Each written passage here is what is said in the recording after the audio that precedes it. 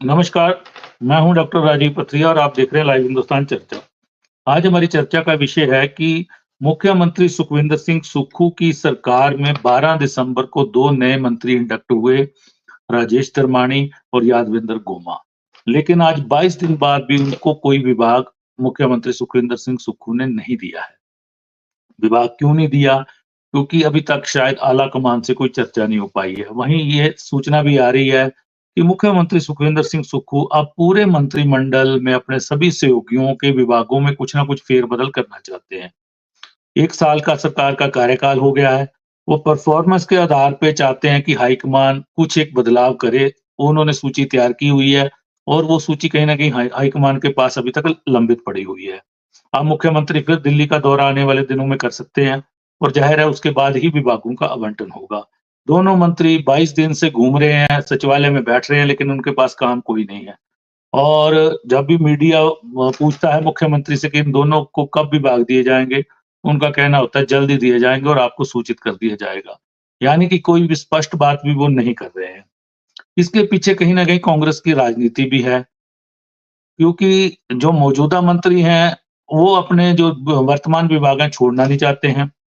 वहीं रोहित ठाकुर, अनिरुद्ध ठाकुर जैसे मंत्रियों को और मजबूत करने के लिए उनके विभागों में उनकी माँग चल रही है मुख्यमंत्री से कि हमारे विभाग बदले जाएँ या हमें अतिरिक्त और कोई ऐसे विभाग दिए जाएँ, जिनका जनता से भी राब्ता हो। क्योंकि शिक्षा विभाग रोहित ठाकुर के पास है, लेकिन वो तबादलों से उलझ कर परेशान हो गए हैं। अनिरुद्ध सिंह ठाकुर के पास ग्रामीण विकास और पंचायती राज है, वहाँ सिर्फ फाइल सिस्टम ही है, कहीं न कहीं। जनता के साथ सीधा संवाद नहीं है। इसी तरह से चंद्र कुमार सबसे वरिष्ठ मंत्री हैं, 1982 के विधायक हैं, वो मंत्री रहे, कई बार सांसद रहे। उनको भी सिर्फ कृषि और पशुपालन विभाग दिया गया है, उनके विभागों में भी इजाफा हो सकता है। वहीं और भी मंत्रियों के विभागों में फेरबदल हो सकता है। तो आज हम इसी पे चर्चा करने जा रहे हैं, हमारे साथ चर्चा में भाग ले रहे हैं अश्विनी वर्मा जी हैं, प्रदेश के वरिष्ठ पत्रकार हैं, वो आज हमारे साथ जुड़े हैं। संजय शर्मा जी हैं, भाजपा के वरिष्ठ प्रवक्ता हैं प्रदेश के, वो हमारे साथ जुड़े हैं। संदीप सांख्यान जी कांग्रेस पार्टी के प्रदेश के वरिष्ठ प्रवक्ता हैं, वो आज हमारे साथ जुड़े हैं। तो मैं सबसे पहले अश्विनी वर्मा जी से जानना चाहूँगा, क्योंकि वर्मा जी रोज़ ही इस पॉलिटिक्स को देखते हैं, सचिवालय की, पार्टियों की। तो इतनी देरी आखिर, क्योंकि पहले भी वर्मा जी को जब मुख्यमंत्री उप मुख्यमंत्री ने शपथ ली, उसके बाद भी 20-22 दिन बाद शायद मंत्रिमंडल का गठन हुआ। फिर ये 1 साल बाद ये एक्सपेंशन हुआ। अब 2 मंत्री 22 दिन से बिना विभागों के घूम रहे हैं इधर-उधर। आखिर इतनी देरियां क्यों हो रही हैं? कहीं ना कहीं क्या हाईकमान को जो प्रस्ताव जा रहे हैं मुख्यमंत्री के, उन पे जल्दी से मोहर क्यों नहीं लग रही है? जी, वर्मा जी। डॉक्टर पथरिया जी, जब पहली बार मंत्रिमंडल बना तब भी 21 दिन की देरी सुखविंदर सिंह मंत्रिमंडल में हुई। अब 2 मंत्री नए बनाए गए हैं, इनको भी 22 दिन से कोई विभाग अभी तक नहीं दिया गया है। विभागों को लेकर जबरदस्त कश्मकश देखी जा रही है। आंखें आलाकमान पर टिकी हैं। राजीव शुक्ला को भी द्वारा से प्रभार मिला है, तो उनका भी इसमें दखल हो सकता है। इसलिए जो चर्चा मुख्यमंत्री के साथ आलाकमान की होनी है, वो नहीं हो पा रही है। जो गणित के कारण गड़बड़ा रहे हैं, उनके कई कारण हो सकते हैं। जैसे कि उप मुख्यमंत्री श्री मुकेश अग्निहोत्री जी परिवहन विभाग छोड़ना चाहते हैं। वो परिवहन विभाग से ज्यादा खुश नजर नहीं आ रहे हैं। कांगड़ा में राजपूत ज्यादा हैं और वहां के लोग जो हैं कुलदीप सिंह पठानिया को मंत्री बनाने की वकालत कर रहे हैं। ऐसे में कहा जा रहा है कि धनीराम शांडिल, जिनसे स्वास्थ्य विभाग ठीक से संभल नहीं रहा है, उनको हटा के इनकी जगह कुलदीप सिंह पठानिया को मंत्री बना दिया जाए। बेशक उनको कोई विभाग और दिया जाए। कांगड़ा चंबा पार्लियामेंट से, है कांगड़ा ना? चंबा जो कांगड़ा संसदीय जी, क्षेत्र है, उसकी मैं जो जी, बात कर रहा हूँ। इस तरह जी, चंद्र कुमार जो कांगड़ा से हैं, ये वरिष्ठ मंत्री हैं, लेकिन 1982 से आप जैसे कह रहे हैं कि ये विधायक भी हैं, पर वो जी। मौजूदा जो पोर्टफोलियो है उससे खुश नहीं है। वो चाहते हैं कि उनके पोर्टफोलियो में और ज्यादा इजाफा हो। लेकिन बुजुर्ग होने के कारण ये भी कहा जा रहा है कि बड़े विभाग शायद इन बुजुर्गों से ना संभलें, इसलिए भी ये देरी हो सकती है। लेकिन चंद्र कुमार को इग्नोर नहीं किया जा सकता। उनको इजाफा उनके मंत्रिमंडल में, पोर्टफोलियो में मुख्यमंत्री सुक्खू को करना होगा। इसी तरह अनिरुद्ध सिंह जो हैं, जिनके पास ग्रामीण पंचायत मंत्री हैं, जो वो भी चाहते हैं कि उनसे ये विभाग दिया जाए और ऐसा विभाग जाए जिससे वो लोगों के साथ डायरेक्ट जुड़ सकें।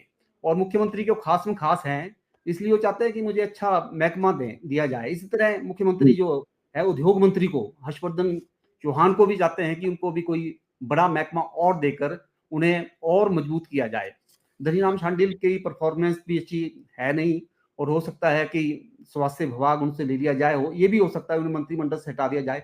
ये कई कारण हो सकते हैं जिस वजह से मंत्रिमंडल के विस्तार के बावजूद भी कुछ मंत्रियों को पोर्टफोलियो नहीं दिए जा रहे हैं, और रीशफल जो होगा बहुत बड़े स्तर पे होगा। इसलिए इसमें मेरे को लगता है कि देरी हो रही है। जिस तरह आप कह रहे हैं कि शिक्षा मंत्री रोहित ठाकुर भी नहीं चाह रहे हैं कि उनके पास ये विभाग रहे, और तबादलों से वो बहुत परेशान हो गए हैं।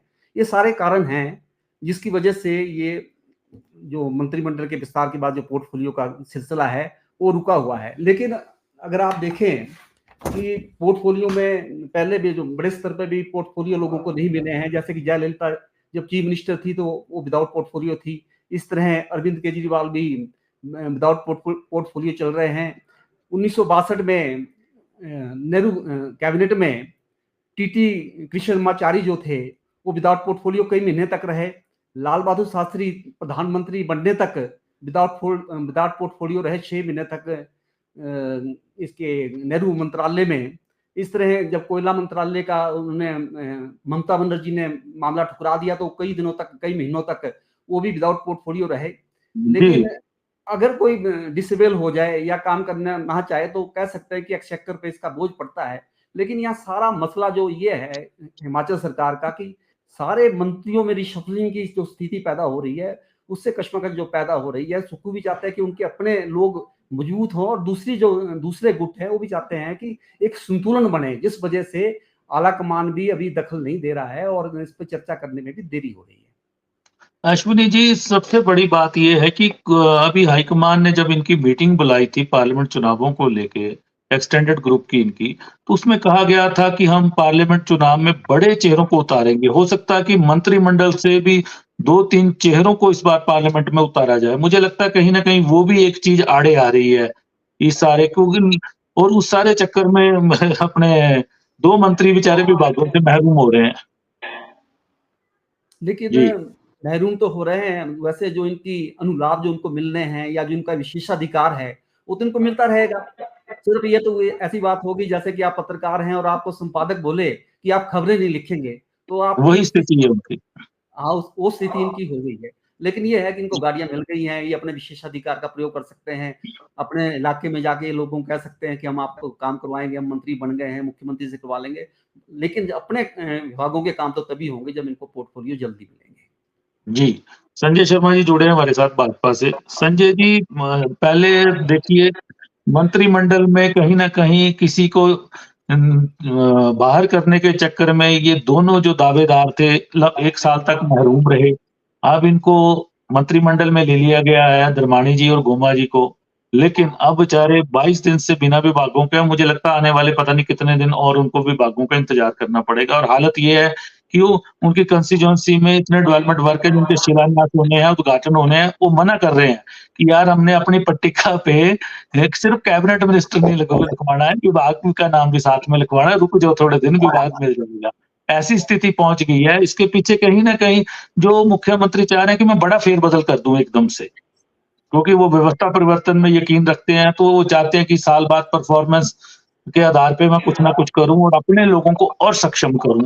वो भी मुझे लगता है आड़े आ रहा है, इसलिए ये देरियां हो रही हैं, जिससे कहीं न कहीं सरकारी व्यवस्था और विभागों के संचालन में भी दिक्कत है, क्योंकि बहुत बड़े-बड़े महकमे और मुख्यमंत्री के पास हैं जिनको उस तरीके से वो नहीं चल पाते जब तक कि उनको एक व्यक्ति ना देखे। जी। पथरिया जी, सबसे पहले तो मैं मुख्यमंत्री ने जो 2 नए मंत्रियों का चयन किया है, उन दोनों मंत्रियों को, क्योंकि दोनों बहुत सज्जन व्यक्ति हैं और जमीन से जुड़े हुए नेता हैं। धर्माणी जी भी हमारे हैं और अच्छे नेता हैं, कांग्रेस के राजनीति से अलग हटके भी अच्छे व्यक्ति हैं, और गोमा हमारे छोटे भाई की तरह और अच्छे व्यक्ति हैं, और बहुत अच्छा चयन जो है वो इनका दोनों का किया। लेकिन बात वहीं पे आकर के रह जाती है कि जिस तरह से मंत्रिमंडल का गठन जो है वो जो मुख्यमंत्री बन गए थे सुक्खू, 1 महीने तक जो है वो विस्तार को लेकर के जो है वो पूरे विधायकों में खलबली मची रही कि कब बनेंगे कब बनेंगे। फिर जाकर के आखिरकार 1 महीना जो है वो उस समय भी लग गया था।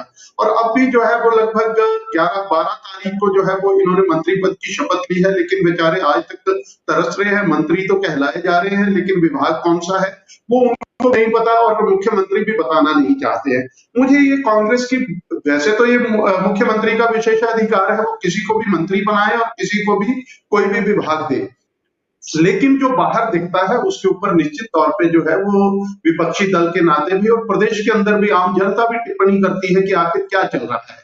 क्या मुख्यमंत्री जो है वो स्वयं कोई निर्णय नहीं ले पा रहे हैं या मुख्यमंत्री किसी के ऊपर निर्भर है। मुझे सारी राजनीति के अंदर ये लगता है क्योंकि सुखविंदर सिंह सुक्खू जो है वो कांग्रेस के सर्वमान्य नेता नहीं रहे हैं, चाहे वो पार्टी के अध्यक्ष भी रहे हैं, तब भी उस समय भी कांग्रेस की भीतरी गुटबाजी जो है वो कहीं ना कहीं उनको उस समय राजा वीरभद्र सिंह जी हुआ करते थे और उन्होंने भी इनकी टांग खींचने की कोई कसर नहीं रखी। और उसके अलावा भी जो है वो सरकार के जब वो नहीं भी रहे तब भी जो है वो 2 या 3 धड़ों के अंदर जो है वो कांग्रेस बट करके चलती रही। उप मुख्यमंत्री मुकेश अग्निहोत्री जो कि नेता विपक्ष भी रहे पिछली सरकार के दौरान, जब भारतीय जनता पार्टी की सरकार थी उस समय वो नेता प्रतिपक्ष थे। वो अपनी तरह से अपने को एक मुख्यमंत्री का प्रबल दावेदार मान करके चलते रहे। प्रतिभा सिंह जो है वो अध्यक्ष के नाते और वीरभद्र सिंह जी की धर्मपत्नी के नाते जो है वो अपने को मुख्यमंत्री के पद का दावेदार मानती रही हैं। तो इसी तरह जो है, लेकिन कुछ विधायकों का समर्थन जो है वो अधिक सुक्खू जी के पास रहा, इसलिए उनको जो है वो इनके राष्ट्रीय हाईकमान ने उनको मुख्यमंत्री पद के लिए जो है वो उपयुक्त माना और उनको बना दिया। अब उसके बाद जब बनने के बाद जो है वो सेल्फ स्टाइल राजनीति जो है वो मुख्यमंत्री करना चाहते हैं, वो अपने को ताकतवर दिखाना चाहते हैं, लेकिन वो ताकतवर है नहीं, या फिर उनको इनकी पार्टी की हाईकमान जो है वो इनको ताकतवर रहने नहीं देना चाहती। आप पिछले मंत्रिमंडल गठन की देख लीजिए, वो चाहते थे कि वो अपनी पसंद और अपने चाहने वाले उनके जो लोग हैं उनको मंत्रिमंडल में शामिल करे, या फिर विभागों का बंटवारा है वो अपनी तरह से करे। लेकिन विक्रमादित्य सिंह क्योंकि वीरभद्र सिंह परिवार से आते थे और एक बड़ा नाम जो है वो उनके साथ जुड़ा था, इसलिए हाईकमान जो है वो किसी भी तरह से प्रदेश के अंदर जो है वो एक नया कोई बहेड़ा खड़ा नहीं करना चाहती थी। इसलिए मुख्यमंत्री तो चाहते थे कि उनको कोई छोटा मोटा विभाग देख करके जो है वो उनको किनारे लगाया जाए, लेकिन इनकी राष्ट्रीय हाईकमान जो है उनके इंटरवेंशन से जो है वो उनको बड़ा विभाग मिला। जब बड़ा विभाग मिल गया तो उसके अंदर भी आप पत्रकार हैं और शिमला में बैठ करके राजनीति को पास बहुत नजदीक से देखते हैं, आपको मालूम है कि भीतर में क्या चल रहा है। तो इसी तरह जो है वो अब इनको वो चाहते हैं कि शायद चाहते हो कि अच्छे विभाग दिए जाएं, लेकिन जैसा कि सुनने में आया है जिस भी मंत्री के किसी विभाग के परिवर्तन की चर्चा शुरू होती है तो वो जाकर के दिल्ली बैठ जाता है और वहां से कहीं ना कहीं मुख्यमंत्री जी के ऊपर दबाव आना शुरू हो जाता है और मुख्यमंत्री वो निर्णय ले पाते हैं।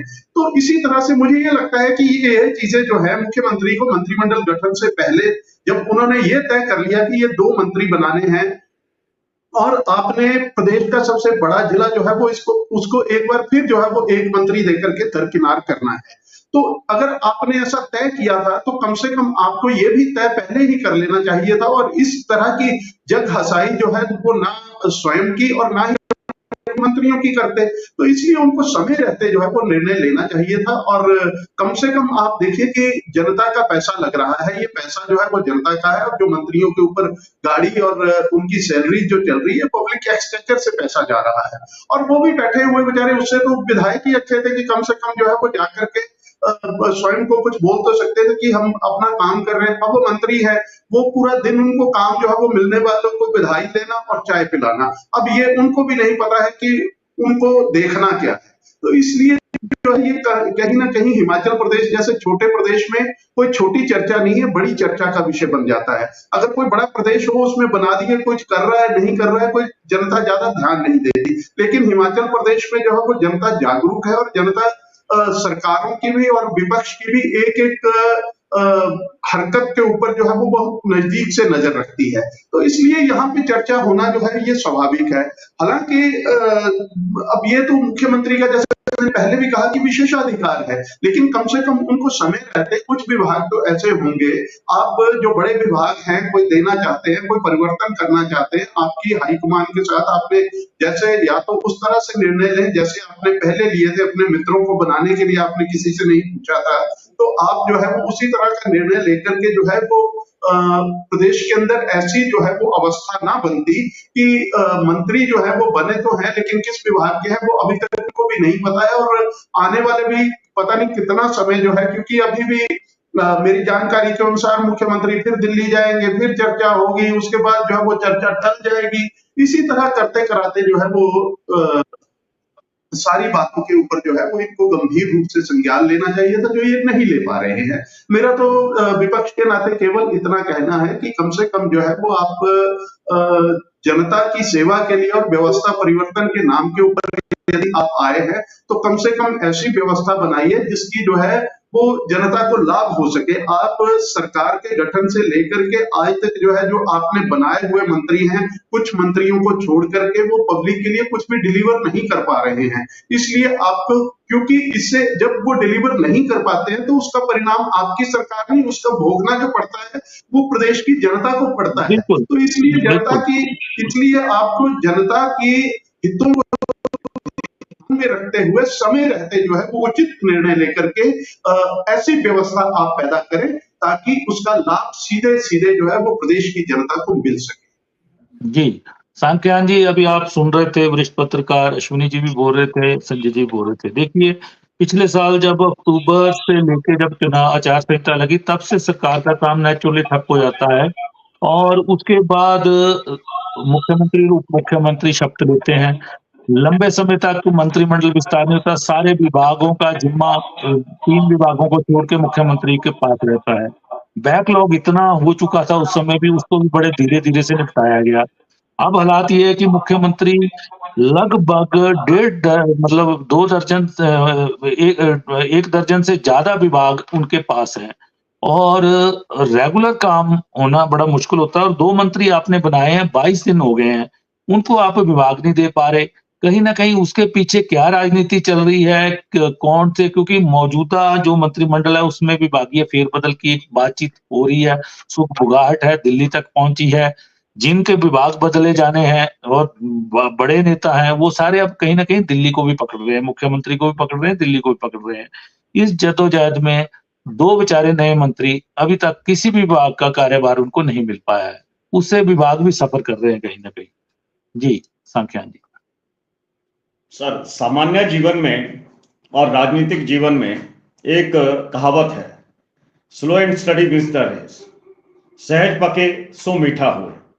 मेरे को एक बात नहीं समझ आती कि जो सुगबुगाहट है ये मीडिया के माध्यम से क्रिएट की गई है या भारतीय जनता पार्टी के माध्यम से क्रिएट की गई जा रही है। माननीय मुख्यमंत्री जी बहुत अनुभवी और बहुत सक्षम प्रशासक हैं। उन्होंने अपनी क्षमता का 1 साल के अंदर जो उनकी कैपेसिटी है उस कैपेसिटी से बढ़ के उन्होंने काम किया है। मैं भारतीय जनता पार्टी के लोगों को बताना चाहता हूं कि जब इनको मंत्री बनाया था तो इनके बयान ये आते थे कि जी लो जी इनको मंत्री बना दिया गया और इससे प्रदेश के ऊपर बोझ पड़ जाएगा। अब मंत्री बनाया है, अब इनको विभाग नहीं मिल रहा है, वो मुख्यमंत्री जी का विशेषाधिकार है और मुख्यमंत्री जी जो भी यहाँ पे जन चर्चा है, जनता की चर्चा है, पूरे प्रदेश की चर्चा है कि आखिर क्यों 22 दिन हो गए और कितना वक्त लगेगा। ये पूरे प्रदेश की चर्चा है, ये एक भाजपा की चर्चा नहीं है अकेले। मैं आपको बता रहा हूँ, मैंने पहले कह दिया सहज पके सो मीठा हुए। जो भी रिजल्ट सामने आएंगे, मुख्यमंत्री जी जो पूरा के पूरा हिमाचल प्रदेश का जो परिवेश जानते हैं उसके हिसाब से संतुलन बना करके, है ना, जो भी लोगों के बीच के अंदर जो रखना डिलीवर करना चाहते हैं वो पिछले 1 साल में भी उन्होंने किया है और आगे भी करेंगे। आप निश्चिंत रहिए। हर बार जो भारतीय जनता पार्टी या और लोगों का जो हमारे खिलाफ जो लोग हैं, जो कांग्रेस के खिलाफ लोग हैं, उनका हमेशा ये व्याख्यान आता है कि मुख्यमंत्री जी फैसला नहीं लेते। मुख्यमंत्री जी ने 1 साल के अंदर जिस तरह से अडिग होकर फैसले लिए हैं वो आम जनता के बीच में है और वो आम जनता के जो आम जनता के जो जनहितैषी नीतियां वो लेके आए हैं, उनको लेके वो बिल्कुल फैसला लेंगे। राजनीतिक कारण कुछ भी हो, लेकिन मैं ये कहता हूं, बार बार कहता हूं, पिछले डिबेट में मैंने कहा कि कांग्रेस के अंदर कोई इस तरह का जो आप कह रहे हैं कि कांग्रेस बटी हुई है, कांग्रेस के अंदर फैसले नहीं लिए जाते हैं, फैसले भी लिए जाते हैं और कांग्रेस बटी नहीं है। बनिस्बत इसके कि भाजपा अगर बटी नहीं होती तो भाजपा हिमाचल प्रदेश के अंदर सरकार बनाती। भारतीय जनता पार्टी हिमाचल प्रदेश के अंदर सरकार नहीं बना पाई और इसका कारण एक ही था कि कांग्रेस एकजुट होकर लड़ी है और कांग्रेस ने सरकार हिमाचल प्रदेश के अंदर बनाई है। और माननीय मुख्यमंत्री जी ने जो चीजें हिमाचल की जनता के लिए और जो जननीतियां यहाँ पे चलाई हैं, उनको लोगों के बीच में रखा भी है और डिलीवर भी किया है। मैं मानता हूं थोड़ा सा डिले है इसमें फैसले के अंदर कि इनको विभाग नहीं दिए जाते हैं, तो इसके लिए चिंता करने की आवश्यकता नहीं है। बहुत जल्दी ये फैसला हो जाएगा और हमने जो नीति साधनी है, भारतीय जनता पार्टी और विपक्ष आज इस तरह से व्यवहार कर रहा है जैसे विधानसभा के चुनाव आने वाले हैं। मेरे भैया, अभी विधानसभा के चुनाव नहीं आने वाले हैं, अभी जो चुनाव है वो लोकसभा के हैं और लोकसभा के चुनावों को देखते हुए जो भी माननीय मुख्यमंत्री जी रणनीति बना रहे हैं, उस रणनीति को देखते हुए और वो अगर इन्होंने कोई रिशफलिंग करना भी है सरकार के बीच में और जनता को जो डिलीवर माननीय मुख्यमंत्री जी ने करना है, वो अपने अनुभव के अनुसार वो अब सब कुछ सबके सामने रखेंगे और विभागों का जिस तरह से आवंटन करना है वो करेंगे। इनको चिंता करने की आवश्यकता नहीं है। अब देखिए, अकेले मुख्यमंत्री हैं जो बिना पैसे के, बिना केंद्रीय सहायता के हिमाचल प्रदेश के अंदर सरकार चला रहे हैं। आज तक कोई विकास का कार्य इन्होंने नहीं रोका है, इन्होंने लोगों की पेंशनें नहीं रोकी है, इन्होंने विभिन्न विभागों की जो तनख्वाह मिलती है वो नहीं रोकी है। लेकिन केंद्र की सरकार ने इनके ऊपर एक भी पैसा आज हिमाचल प्रदेश को नहीं दिया। हम आपदा से पीड़ित हुए। आज जो विंटर कार्निवल मनाली में और शिमला के अंदर मनाया गया, चलिए उस पे हमने कल बड़ी विस्तार से चर्चा की है। विंटर कार्निवल पे कल बड़े विस्तार से चर्चा की है हमने। मैं बता रहा हूँ कि मुख्यमंत्री की हम उठ रहे हैं, आपके से बाहर आ रहे हैं। कांग्रेस की सरकार के ऊपर जो सवाल उठा रहे हैं ये बिल्कुल भी उचित नहीं है। हमने आपदा के बाद भी पर्यटन को लेके और लोगों को यहाँ पे इंट्रोड्यूस किया है। आज देखिए कितना रेवेन्यू हमारा पर्यटन से आना शुरू हुआ है। हाँ, मुख्यमंत्री जी का जो फैसला है वो बड़े जल्द आ जाएगा। इसको एक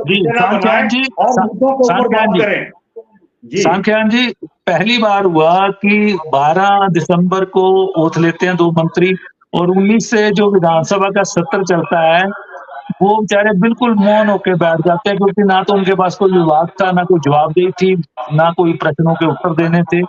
और ये मतलब एक उदाहरण बन रहे हैं कहीं ना कहीं। ये आप चिंता ना करें, आप हफ्ते बाद में तब भी नहीं दिए गए, है ना। आप मतलब रखें, जो भी फैसला माननीय मुख्यमंत्री जी लेंगे वो सामने आएगा। और मैं ये मानता हूँ कि माननीय धर्मानी जी और माननीय गोमा जी, इनको जो भी विभाग मिलेंगे और जो आपका 22 दिन का गैप जो मेंटेन हुआ है, 22-24 दिन का जो भी गैप आप जिसको लेके चलेंगे, मैं इनकी कैपेसिटी, वर्किंग कैपेसिटी जानता हूं और ये सारा के सारा जो 22 दिन का वैक्यूम है, जो भी विभाग इनको मिलेंगे उसको एकदम से दिन रात मेहनत करके ये पूरा करेंगे। और जो इनके विभाग के लिए जो लोगों को पिछले 22 दिनों में डिलीवर नहीं हुआ है वो बिल्कुल करके देगा। ये मेरा प्रॉमिस है आप लोगों को। मैं इनकी कार्यक्षमता को जानता हूं और इनकी कार्यशैली को जानता हूं। ये बेवजह का मुद्दा है जिसको भारतीय जनता पार्टी लोगों के माध्यम से किसी की जुबान पे है उठाना चाहती है, लेकिन ये इनकी एक भी बात नहीं है। और एक चीज और बता देता हूं मैं, माननीय मुख्यमंत्री की जो एक्सेप्टेंस और हिमाचल प्रदेश की जो एक्सेप्टेंस जो यहाँ पे बढ़ी है हिमाचल प्रदेश के अंदर, वो माननीय योग्य है। केवल भाजपा और विपक्ष को माननीय मुख्यमंत्री जी का जो वर्किंग स्टाइल है वो पसंद नहीं आता है और अभी इनके पास कहने और करने को कोई विषय नहीं है, कोई मुद्दा नहीं है। तो इस तरह का मुद्दा जो है मैं वर्मा जी के पास आऊंगा। वर्मा जी, सुखविंदर सिंह सुक्खू पे हाईकमान ने अब हाथ रखा है, लेकिन कहीं ना कहीं प्रदेश के बड़े वटवृक्ष भी हैं, जैसा कि संजय जी ने भी जिक्र किया। मुकेश अग्निहोत्री दावेदार थे क्योंकि बतौर नेता प्रतिपक्ष लड़ाई लड़ते रहे। प्रतिभा सिंह वीरभद्र सिंह की लेगेसी को लेके आगे बढ़ी और बाई इलेक्शन उस समय जीते उन्होंने और उसके बाद माहौल बना प्रदेश में और जीते। वो भी मुख्यमंत्री पद की दावेदारी अंत तक लड़ती रही, लेकिन हाईकमान का आशीर्वाद कहीं न कहीं सुखविंदर सिंह सुक्खू को मिला। ज़ाहिर है वो अपनी जड़ें फैलाएँगे और उन्होंने फैलानी भी शुरू की है।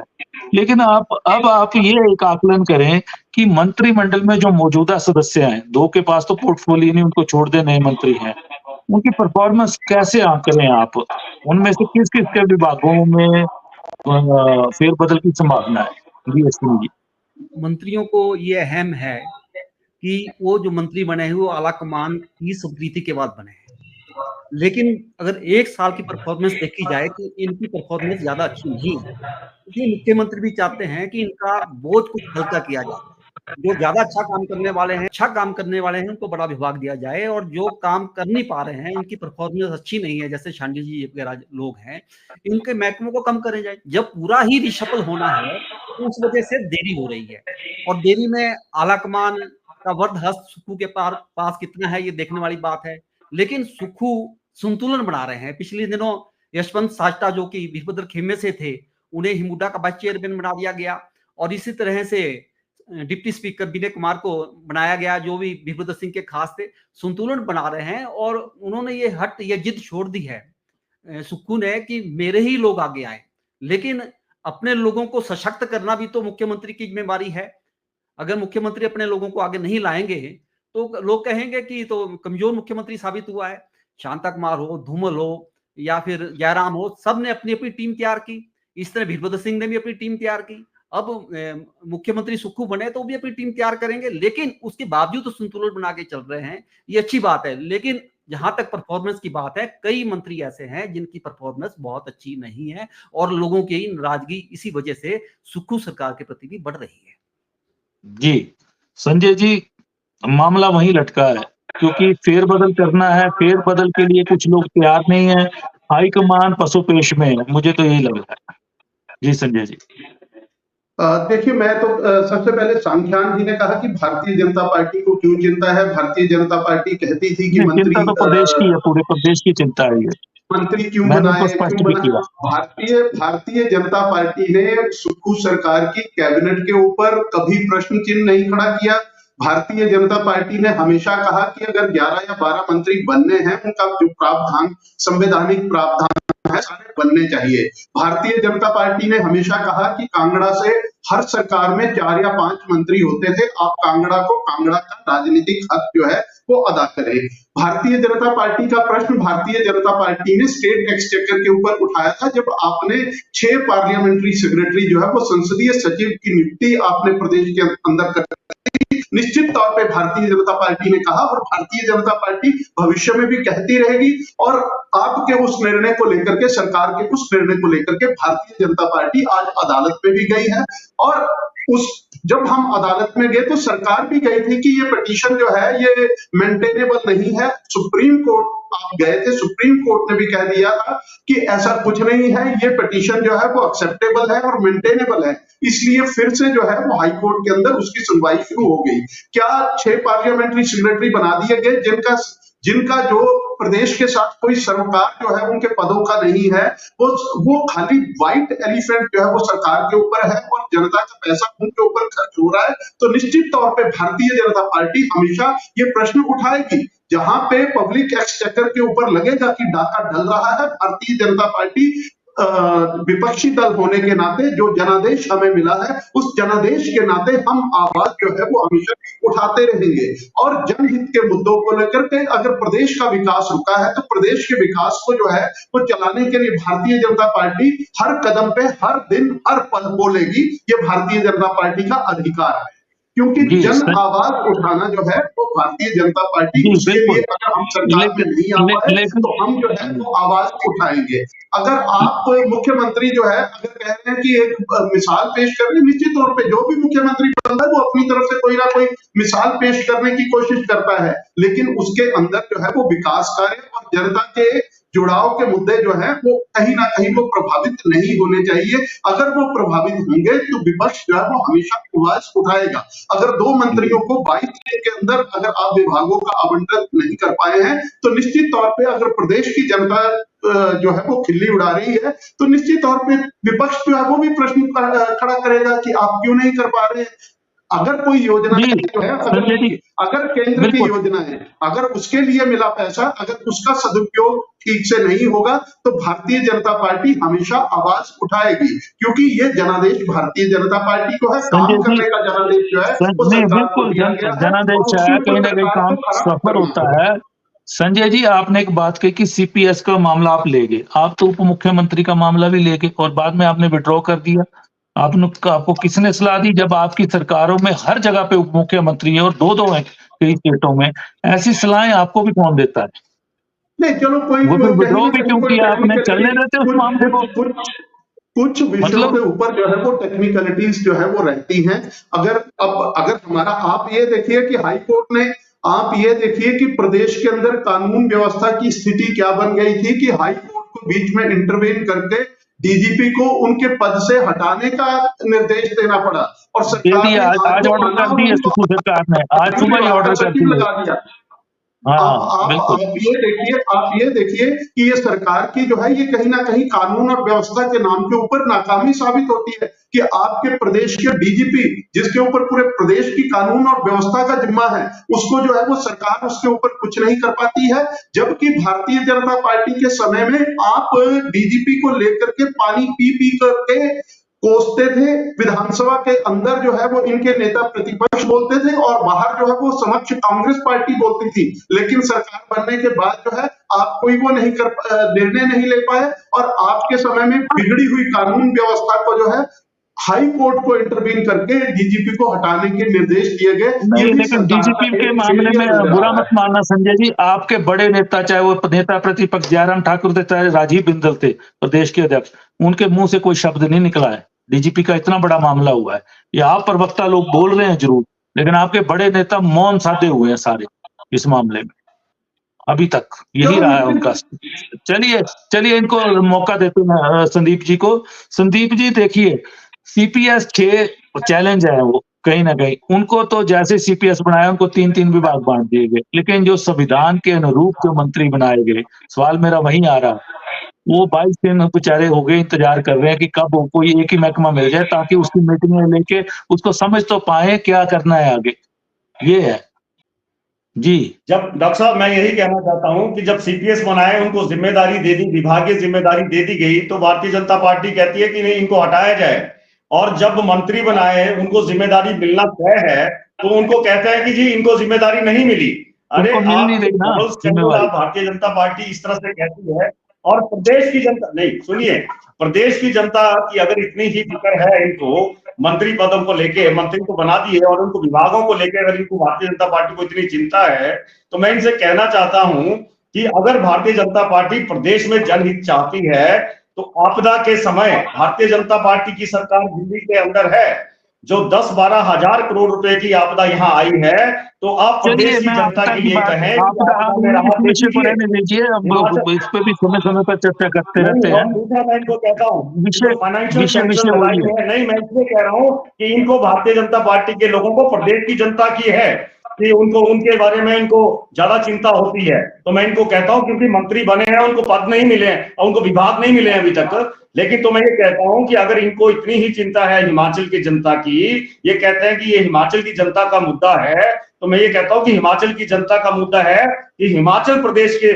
ऊपर जो फाइनेंशियल सैंक्शन लगाई है उनको हटाया जाए, हिमाचल की जनता का मुद्दा है। चलिए आप विषय से भटक रहे हैं, चर्चा को विराम देते हैं। चलिए सांख्यान जी आपदा पे आ गए हैं। चलिए आज हम चर्चा कर रहे थे कि हिमाचल प्रदेश में 22 दिन हो गए, 2 मंत्री इंडक्ट हुए हैं, नए मंत्री बने हैं, लेकिन उनको एक भी विभाग अभी तक नहीं दिया गया है। वहीं ये चर्चा है, मुख्यमंत्री खैर खुद भी कह चुके हैं कि कुछ जरूरी होगा तो मौजूदा मंत्रियों के विभागों में फेरबदल होगा, और फेरबदल की एक बड़ी तैयारी भी हो रही है। यही कारण है कि कहीं ना कहीं हाईकमान से उसकी स्वीकृति चर्चा होगी, मिलेगी, उसके बाद ही होगा। लेकिन ये 2 मंत्री 22 दिन से बिना काम के बैठे हुए हैं, अब उनको और कितना इंतजार करना पड़ेगा ये कुछ कहा नहीं जा सकता, क्योंकि कहीं ना कहीं लोकसभा चुनावों की तैयारी की भी करनी है, बड़े चेहरे देने हैं, हो सकता है मंत्रिमंडल में से वो चेहरे दिए जाएं, ऐसी भी चर्चा हो रही है। और मुख्यमंत्री लोकसभा चुनावों को देखते हुए रणनीति के तहत ही कोई ना कोई फैसला करवाएंगे हाईकमान से, वो ये ऐसा सुना जा रहा है। तो आज हमने इसी विषय पे चर्चा की, आप सबने चर्चा में भाग लिया, मैं आप सबका धन्यवाद करता हूँ।